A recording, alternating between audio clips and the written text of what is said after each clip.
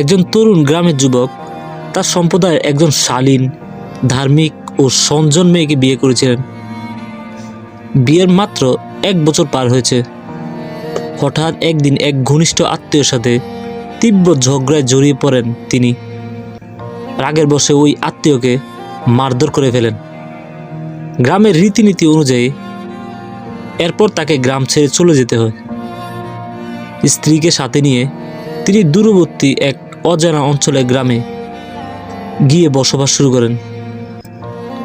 নতুন পরিবেশে তিনি জীবন গুছিয়ে নিতে থাকেন। প্রতিদিনের মতো তিনি গ্রামের মোড়লের আসরে যেতেন, গল্প করতেন, পরামর্শ দিতেন। একদিন হঠাৎ মোড়ল তার বাড়ির পাশ দিয়ে যাওয়ার সময় প্রথমবারের মতো তার স্ত্রীকে দেখতে পান।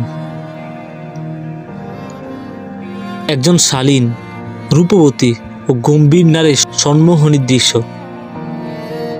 ওই মুহূর্তেই মোড়লের অন্তরে কামনা জেগে ওঠে, লালসার শিকারে পরিণত হয়।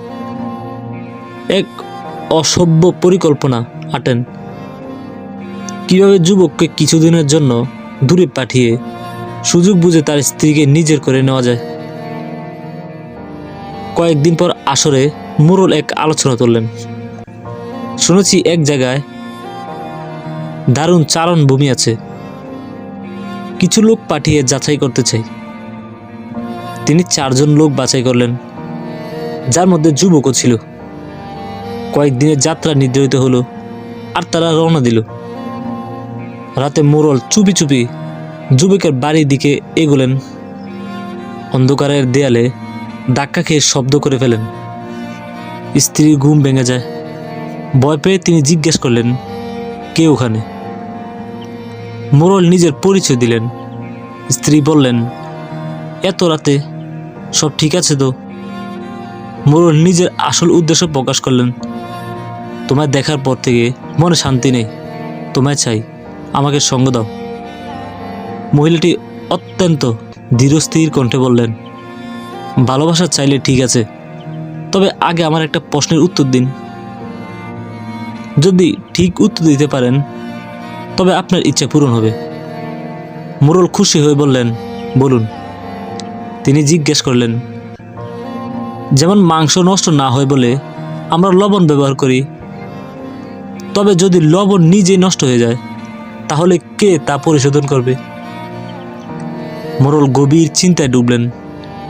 1 দিন 1 রাত পেরিয়ে গেল, কিন্তু তিনি কোনো উত্তর খুঁজে পেলেন না।